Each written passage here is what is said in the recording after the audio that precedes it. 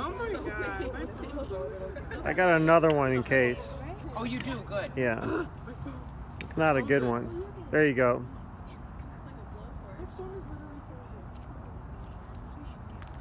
All right. You watching?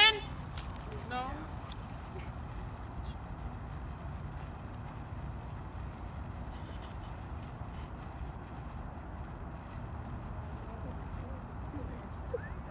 Yeah, for real.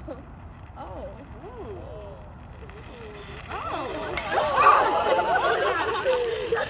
Oh, it's hitting the stuff in there. Ooh.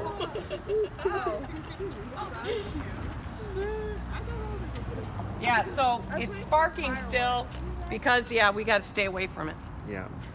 for a minute. Do you need the first? So what's the, no, not yet. What's the thermo part of this? Fire? You got a heck of a lot of energy given off, don't you? Okay?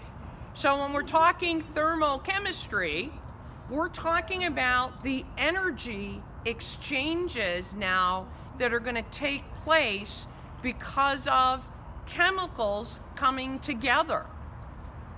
So come on over here and take a look.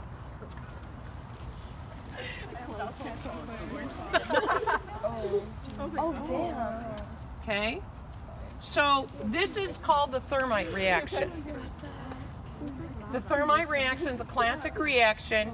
You've got aluminum metal and an iron oxide.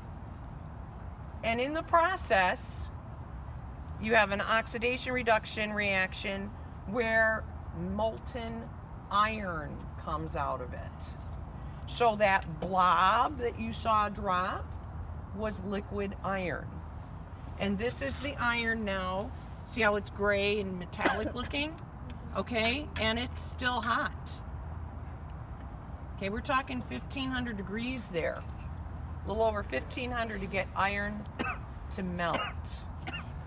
So there was a heck of a lot of energy in that reaction released in the process of those two materials changing places.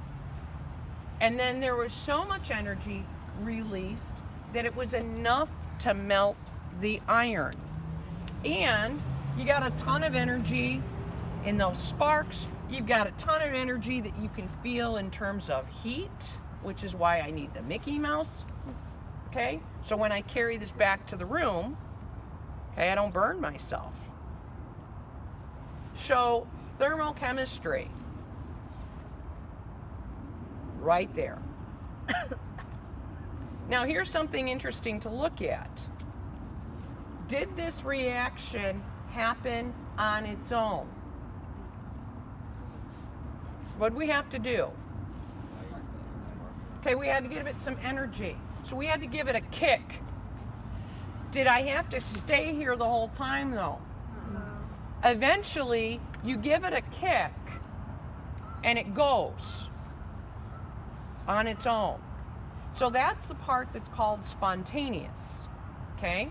It's a spontaneous process in that it can continue on its own as long as it's given a little bit of a kick. Now, right now, we're just going to look at how much energy was released versus the energy I had to put in. Obviously, the energy released is a lot more than the energy that went in. Okay? So we're going to look at what is the difference between that. That's the thermal part. Chapter 19, we're going to go a step further and look at this as being a spontaneous process.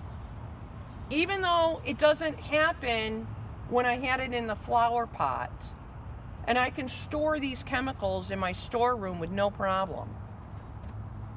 But it's still a spontaneous process. What does that mean? Because it's more than just the energy, okay? That's the next unit. So I will give you that.